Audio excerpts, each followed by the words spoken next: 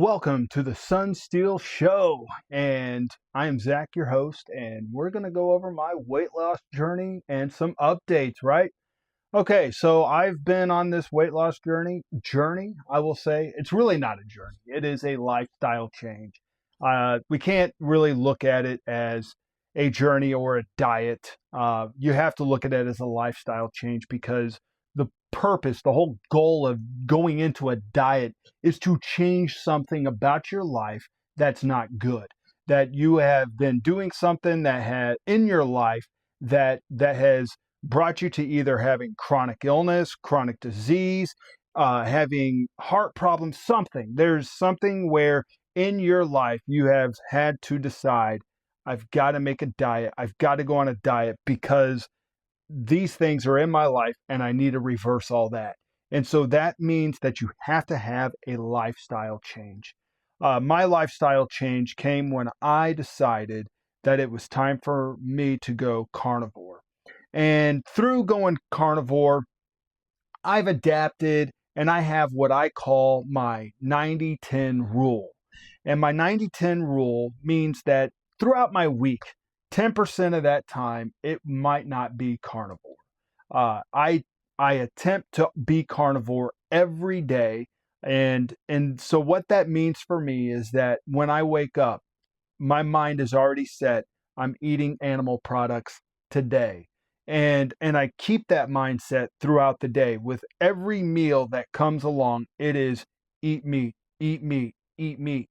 And so there are times where I go out to eat or I'm somewhere where meat is offered, but maybe it's limited. And in that limited, it's like, okay, you know what? I will concede to have a salad. If there's asparagus, if there's broccoli, I will concede to eat that.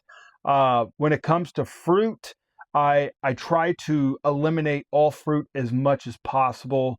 Though I will say I have conceded in only a couple weekends where I had some watermelon, and but outside of that, there has been no conceit to having any fruit, and that includes the tomato. So I refuse to do that. Now, with that being said, um, going out to eat can be easy. It could also be difficult, but you also have to understand the location that you're going to. You need to understand what type of environment you're going into. So if you're going into an Italian restaurant, your options are going to be extremely limited. You might be able to do meatballs. They might have a chicken parmesan that you could get without having the pastas, those carbs that are there. Have the salad. I think that's fine. But ultimately, in all of that, you have to listen to your body. See, I'm not a nutritionist, I'm not a doctor. My expertise is in BS. And so, not to say that what I'm feeding you is BS, it's you know what I mean. Anyway, I'm an expert at my body, and I know what my body has said. I know what my body has done. I know what I've had to change in order for me to get to this process where I'm at right now. If you would have told me almost 200 pounds ago, hey, you're dealing with hypothyroidism, you're dealing with um, uh, uh, fatty liver disease, you're dealing with these skin tags that are happening all over your body and specifically in your armpits, on your neck, and underneath your eyes that are right up over here, and sometimes even right here, where I've had skin tags on both sides of my eye. I've had warts that I've dealt with almost for almost 30 years. I've had moles that I've dealt with for almost 20 years. And if you would have told me almost 200 pounds ago, hey, all of that will go away if you go carnivore, except for your hypothyroidism. Later on, and during this whole process, I ended up getting diagnosed with diverticular disease, and that's looking back, it's made me wonder how much of of all this has been because I was not diagnosed with maybe um, diabetes, though year after year after year getting a checkup, my blood panels have never come back with me being diabetic or even borderline diabetic. Anyway, uh, just throwing that out there for you guys to maybe think about that. It's possible that maybe you're a diabetic and you don't even know it, because there's symptoms, and I mentioned some of them: moles, the growths. I have a lesion on the back, and I've had a couple lesions that I've had removed in the last 20 years. Um, one that was right up here, and another one on the other side of my back, and now I've got one right over here on this side that's going to get removed later on this year. But anyway, with all that being said, if you just change your diet, you can get rid of all that, except for your hypothyroidism. However, your trade-off, so the pressure that you have in your knees, the knee pains, the joint pains, any of those kind of pressures. I blew my back out, almost 12 years ago moving. Hey, all that stuff, you could trade all of that as if you would just change your lifestyle. And what that means is change what you eat. You'll drop the weight. All that stuff can be relieved or reversed. Would you do it? But the caveat is you're going to deal with 20 pounds in your stomach. You're going to have saggy skin. It's going to be uncomfortable every day when you get up, and not mentally, but it's going to be uncomfortable physically. It's going to feel like someone just strapped a 20-pound weight to your stomach and you're carrying it, and it pulls on you all day, and the only relief you ever are going to have is when you lay down, whether you're laying on your back, your stomach, or your side. That's the only relief, but it's going to be uncomfortable. Uh, you're going to take deep breaths because of that uncomfortability that's right there tied to you. And would you trade it? Yeah, I would trade it. I would trade it like that, and I did. I ended up trading it, but nobody gave me those warnings or those encouragements. Um, that didn't happen until I reached out. None of that happened until I said a prayer. None of that happened until I really understood nobody can live my life for me. Nobody can lose the weight for me. Nobody's going to be able to do any of this for me. I've got to do it on my own, but I don't have to do it on my own without encouragement. I don't have to do it on my own without having advice. I don't have to do it on my own without having people in my corner cheering me on. And I thank all of you who have done that. Every single one of you who have cheered me on through this process, I thank you. The saggy skin, all of that, yeah, it's there. As you can see it right there. I'm trying to tighten up what I can through the yoga that you've been seeing throughout these videos where it's just me talking. Um, I'm trying to tighten up all that stuff. I'm also trying to get more limber, and I tell you, the yoga is helping out a lot. But um, changing what you eat and listening to what your body has to say will help benefit your health so much. It you know I think that nutritionists are great, having a health coach are great. They're there, but they also don't know your body either, so they can give you advice on what to do to lose weight, and they may be encouraging you to eat something that your body is saying no to.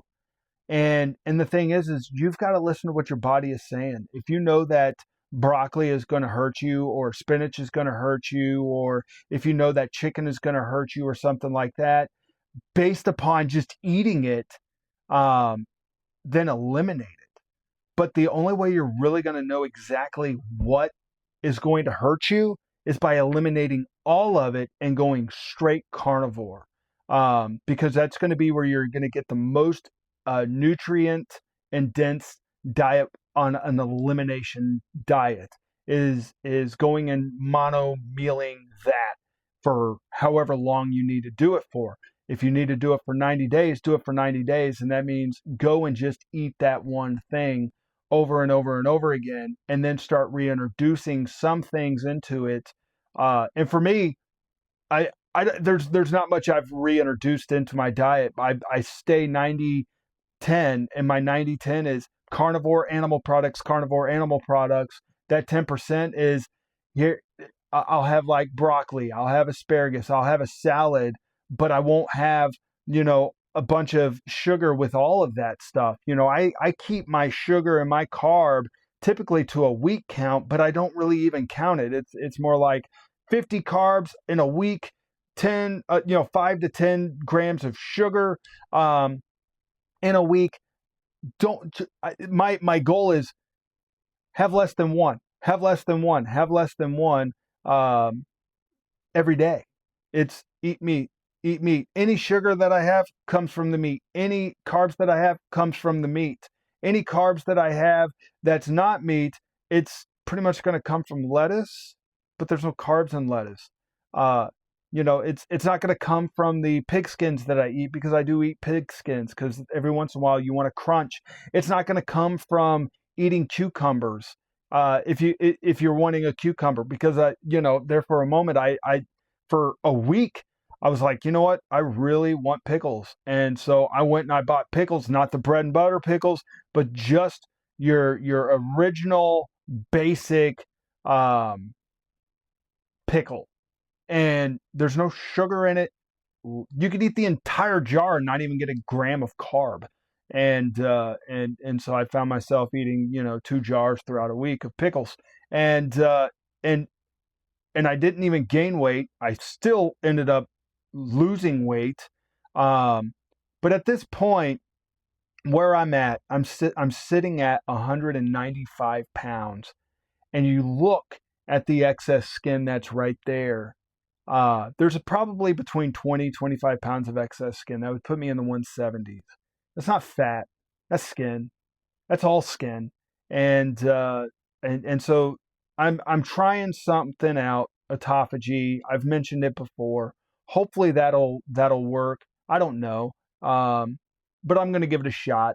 If it doesn't work, then I guess, maybe I'll end up going through skin removal surgery, getting that done. If the pinch nerve burning sensation that happens every so often continues or gets more intense, I'm thinking that if I strengthen my muscles up, that will weaken the intensity of the pinch nerve burning sensation when it happens. I will say that as I'm doing the yoga, that seems to help. But if I like skip 2 days of yoga and I end up just overstretching, or not stretching, but overreaching on something, it's like that pinch nerve specifically, like right here, just kind of inflames, and or not inflames, but it feels like someone just took a match and just lit me on fire right there, and it lasts for about 3 seconds, maybe five, and then it goes away like that. But anyway, uh, hey, you're going to have that. You're going to have excess skin. If you're 200 pounds overweight, you're going to have excess skin. You're going to have saggy skin. And you're going to have a struggle that's going to come with that, of feeling uncomfortable. Now, mentally, you may end up having mental anguish by looking at that. That's something you'd have to talk with a psychiatrist or your doctor or something like that. Maybe insurance could come in and help get that removed. I don't know. I don't have those mental struggles. I mean, like, I've mentally accepted myself at almost 400 pounds, 388, and it's like I look in the mirror and it's like, yeah, I'm fat. I'm fat. I'm really fat. I'm obese, and it's not like I wouldn't get offended if someone was like, dude, you're fat. Dude, you're fat. You're so fat. It didn't offend me. I'd be like, yeah, I know, I am. Like, look at this fat tub of lard right here. It wasn't an insult, though people did insult me for being fat. It's like you can't insult a fat person who understands and recognizes that they're fat. And it is what it is. But and you could insult the saggy skin. Mentally, you're not going to defeat me because I don't really care how it looks. I really don't care how I look with the saggy skin. The thing is that I want people to recognize that you can change and you can make a difference. And it's a lifestyle. Going back to the beginning of this, my point of the beginning of this is like my 90-10 rule, and you have to make a lifestyle change. That is the most important. And so that comes first with changing your mind. And when you change your mind, you'll change your life. If you want to get rid of the chronic illnesses, if you want to reverse all of that stuff, change your diet and go nutritionally and dense and start by eliminating everything except meat. And I would highly suggest go to ground beef. 85-15 ground beef is where you're going to, because you need fat. Fat's going to feed your brain. Fat is what your brain lives off of. It needs it. It's your brain needs ketones, and it doesn't need carbs. It doesn't need sugar. And to put yourself in a state of ketosis is going to help you keep a healthy brain, and drink lots of water, plenty of it throughout the day, so that you can stay hydrated. You're going to dehydrate real quick just by eliminating all the sugars and the carbs, and because you're just eliminating fat, which is soaking in some water. Especially if you drink a lot of sugary drinks, which will dehydrate you anyway. Sugar will dehydrate you, but you eliminate it and you realize, oh, I need water. I was drinking sodas, but I wasn't drinking water, and you need to be drinking water. If you're eliminating sweet tea from your diet for your lifestyle change, you need to drink water. If all you've been drinking is tea and you've been in the habit of only drinking tea, you need to substitute it with water. And intake that water, so that way you don't get dehydrated, you don't get the muscle cramps, you don't have any of that. Make sure you're also getting plenty of salt as well. I know all of that sounds, and look, I'm not a nutritionist, I'm not a doctor. I just know that that's what I needed to do when I eliminated all of that stuff from my diet, and you can too. But just listen to what your body has to say, and you're going to know a lot more once you eliminate everything and go carnivore and slowly reintroduce as you get healthy. Don't start introducing new stuff until you start seeing progress with reversing chronic illnesses and diseases. Once you start seeing that happen, then you can reintroduce some things to see if that's going to end up triggering inflammation or hives or whatever. And if you start seeing that happen, eliminate it. Even if you love it, you enjoy it. What you don't love and what you don't enjoy is having inflammation. You don't love feeling sick. You don't love feeling like crap. But what you do love is feeling healthy, being healthy, looking healthy. That is what you love. And you're going to do what you can so that you can stay healthy, so that you can feel healthy, so that you can be healthy. And that's more important than putting a donut in your mouth or putting the Reese's peanut butter cup in your mouth. I love Reese's peanut butter cups, but I don't eat them. Why? Because it doesn't make you healthy. It will never bring you health. It will temporarily make you feel good the moment you bite into it, and then about 10-15 minutes later, you're going to regret it, because you're going to be like, yeah, I shouldn't have done that. I shouldn't have done that. It tasted good for that 10 minutes, the 15 minutes while you ate it. But ultimately, it's not worth it. But what is worth it is when you wake up in the morning, you look in the mirror, and you see the moles gone. You see the skin tags fall off. You see the warts disappear. You see all that stuff go away. Fatty liver disease gone. You see all these chronic illnesses just disappear as they're being reversed through time. And you're going to want to stay eating healthy. And you're not going to care what other people say. Oh, I can't do that. I've got to have a pizza. I got to have that. I got to have this. I got to have that. And the thing is you don't. Because what you really got to have is health. That's what you really got to have. And you got to have God. If you want more of God, go over to my 668 channel, and I'll share how you can increase your prayer life, because prayer is one of the most important things that we can do in order to connect with God and hear his voice. And so pray, pray, pray, pray, pray. Anyway, if you like this, like, share, subscribe, share this with your friends. Thank you for joining, and see you in the next video. God bless you all. Bye.